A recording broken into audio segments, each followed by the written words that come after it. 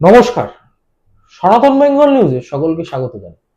তো কার্তিক বাবু, আজকে আমরা তো অনেকে তো শুনেছি যে অনেকের বাড়িতে খুব অসুস্থ হয়ে পড়ছে, বা ধরুন ট্রিটমেন্ট হচ্ছে তা সত্ত্বেও আবার অসুস্থ হয়ে পড়ছে, মানে ডাক্তার চিকিৎসা চলছে, তার সাথে যদি কোনো ঘরোয়া পরামর্শ আপনি দিতে পারেন যেটা করলে অসুস্থ ভাব থেকে একটু দূরে।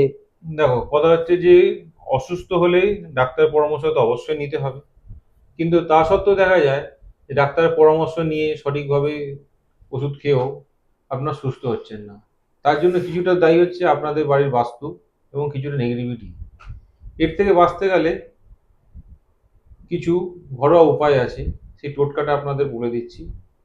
ঘরে যদি আপনাদের বিষ্ণু মূর্তি থাকে বা বিষ্ণু ফটো থাকে, তাতে আপনারা 21টি তুলসী পাতা দেবেন এবং একটি মন্ত্র বলছি, ডেলি 8 বার করে পাঠ করতে হবে, শুধু 8 বার।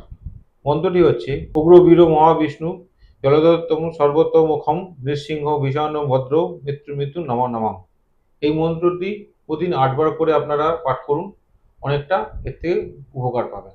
মানে যাদের বাড়িতে খুব অসুস্থ হয়ে পড়ছে বা ঠিক হয়ে আসছে আবার অসুস্থ হয়ে পড়ছে, এগুলো ম্যাক্সিমাম কি হয়, অনেক নেগেটিভিটি থাকে। নেগেটিভিটি কাজ করে। এই মন্ত্রটি যদি আপনি পাঠ করতে পারে, হ্যাঁ, তাহলে নেগেটিভিটিটা অনেকটা কমে আসে, কমে আসে। তাতে আপনার অনেকটা আর উপকার পাবেন। ডাক্তারের পরামর্শ তো নিতেই হবে ডাক্তার পরামর্শ অবশ্যই অবশ্যই নিতে চিকিৎসার হবে। জন্য।